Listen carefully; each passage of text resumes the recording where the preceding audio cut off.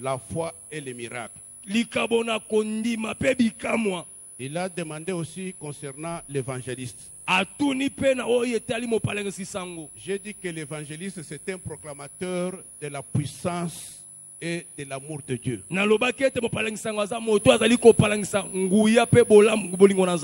Comme l'apôtre, il est accompagné par les dons de puissance. Il a posé une autre question sur le but du ministère de la parole. J'avais donné Éphésiens chapitre 4, versets 10 à 16. Et là, j'ai parlé de la formation des disciples et non de la formation des fanatiques.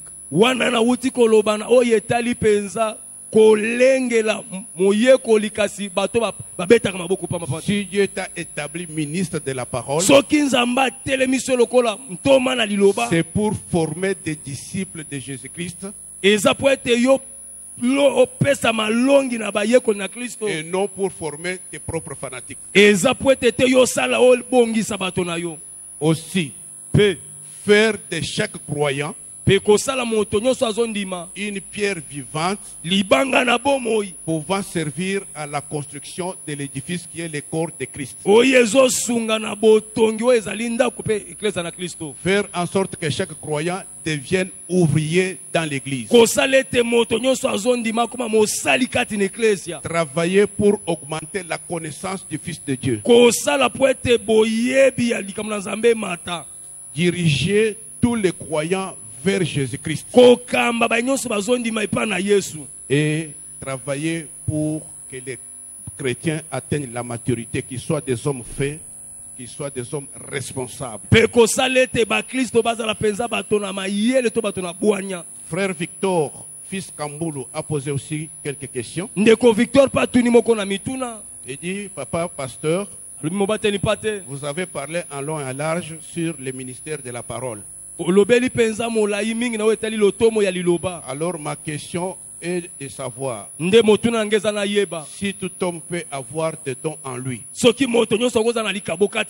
Comment peut-il les découvrir et comment peut-il les développer? Amen. Amen. Tout homme, même s'il n'est pas croyant, en lui, il a des dons ou des capacités naturelles. Il peut avoir aussi des capacités acquises. Mais tout homme chrétien, né de nouveau, qui obéit à Dieu, a reçu le Saint-Esprit. Et quand le Saint-Esprit est là, il y aura la manifestation des dons et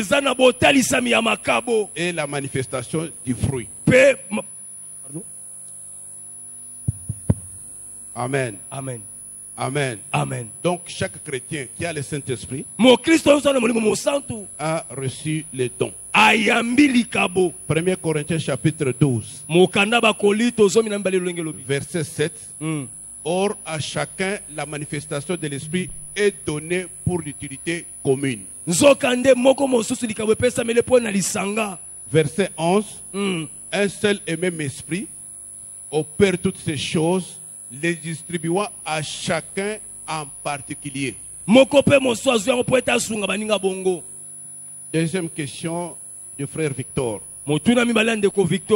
Selon votre expérience pastorale, avez-vous remarqué certains abus pouvant freiner le développement des dons spirituels en l'homme? Lesquels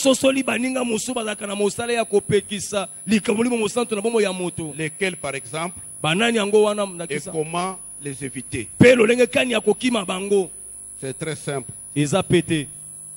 Ce qui peut freiner le développement des dons spirituels dans un homme. 1. Les convoitises de la chair. Les convoitises des yeux. Et l'orgueil de la vie. L'orgueil de la vie. Comment les éviter? N'attristez pas le Saint-Esprit et marchez selon l'esprit, vous n'accomplirez pas les désirs de la chair. Je crois avoir bien répondu. Moi-même, j'ai la joie d'avoir bien répondu. Alors,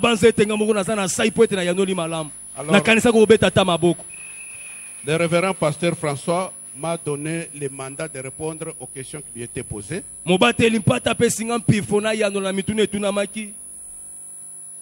Papa pasteur, vous nous avez parlé du commencement de l'Église, qui est basé sur la révélation de la divinité de Jésus-Christ par Pierre. Alors, ma question est de savoir l'essence ou la signification du mot-clé du royaume des cieux que Jésus-Christ avait promis à Pierre. C'est ça la question. C'est-à-dire la signification des clés. Jésus, en parlant des clés, il n'a pas donné de commentaires là-dessus. Selon moi, je m'engage moi. Les clés, c'est quoi? Qu'est-ce qui a donné naissance à l'ouverture du royaume des cieux? C'était la Pentecôte. Lorsque le Saint-Esprit est descendu.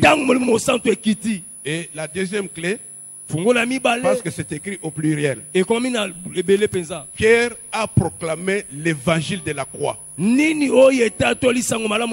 Alors je peux dire la clé, c'est d'abord le Saint-Esprit et puis la prédication de l'évangile de la croix. Amen. Amen. Une autre question qui lui a été posée. Bonjour Papa François, voici l'homme. Ma question est celle-ci. Quelle est vraiment la différence entre apôtre et ministère apostolique? Le pasteur François n'a pas parlé sur le ministère de la parole. Mais il a dit ceci, qu'il y a la différence entre les apôtres de Jésus-Christ, que lui-même avait désigné, et les apôtres du Saint-Esprit. Et c'était des envoyés.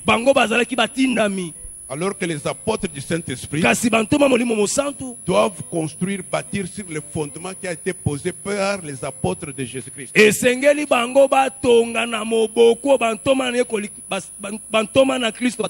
Pour ne pas abuser de notre temps, nous passons la parole au révérend. Dieu merci. Il a aussi une question qui lui a été posée.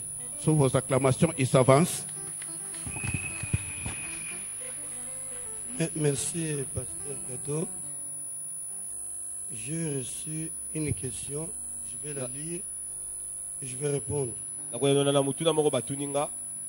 Vous avez dit que dénoncer les mauvais comportements n'est pas une critique. Et que dire de ces serviteurs qui, quand on dénonce leurs habits, ils disent, la Bible dit, ne touchez pas à mes oins. Je voudrais répondre à cette question par donner un passage de la parole de Dieu. Nous allons lire, en fait la réponse se trouve dans le passage que je vais lire. Le bien-aimé qui a posé la question veut savoir pourquoi j'ai dit que dénoncer les mauvais comportements n'est pas une critique. Alors qu'il y a certains serviteurs, quand on dénonce leurs habits, ils disent qu'il est écrit dans la Bible, ne touchez pas à mes oins. Je vais lire Ephésiens chapitre 5, verset 10 et 11. Vous notez ça? Ephésiens chapitre 5, verset 10 et 11. La Bible dit ceci. Examinez ce qui est agréable au Seigneur. Je reprends. Examinez ce qui est agréable au Seigneur. Et ne prenez point part aux œuvres infructueuses des ténèbres, mais plutôt condamnez-les. Vous avez compris?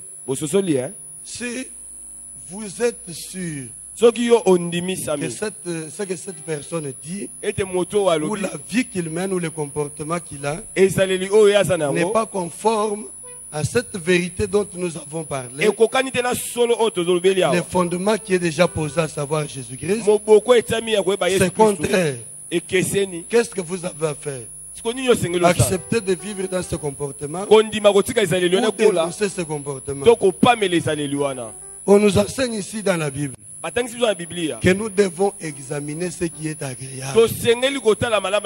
Et nous là, nous ne devons pas prendre part aux œuvres infructueuses. Notre rôle, c'est de les condamner. Il appartient à ce oint de Dieu. D'ailleurs, je vous ai expliqué ici que le ministère que nous avons reçu, c'est une grâce.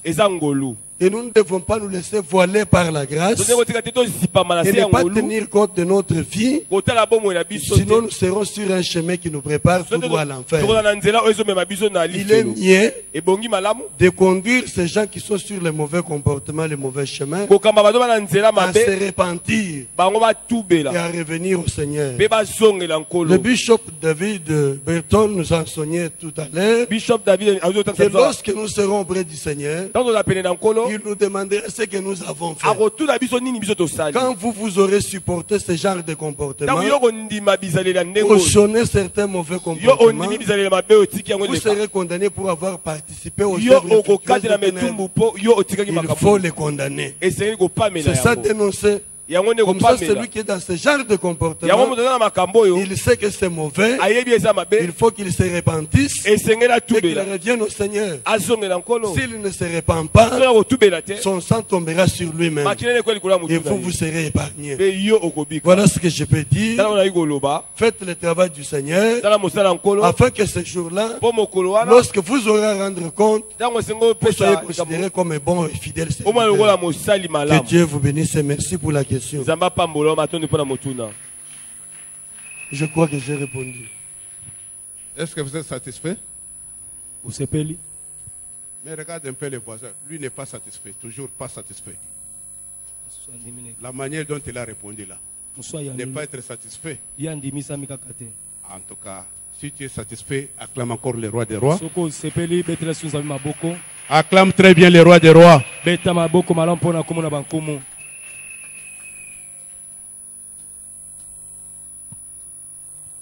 Tobeti lisusu maboko.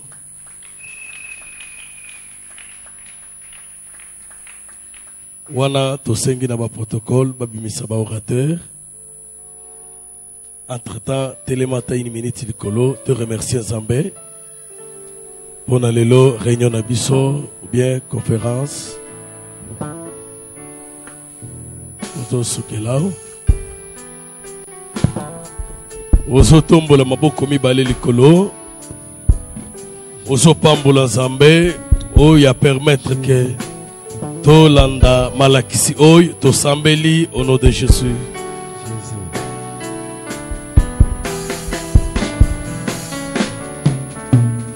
Matondona yokolo onabola munayo ofungoli bikuke bayo. Seigneur, nous te disons merci.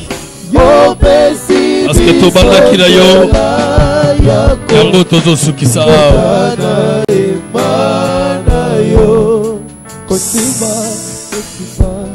tozo profiter na ngonga oy to sambele pata une minute parce que prière ya basali na Nzambe ezaka très important.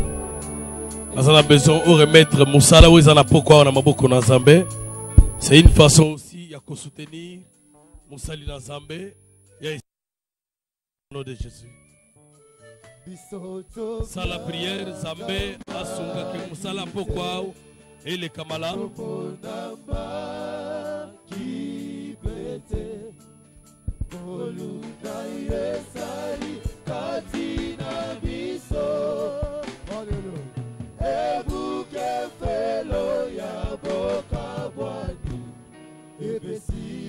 Moutoua participer à la fête des Juifs, pas mollement.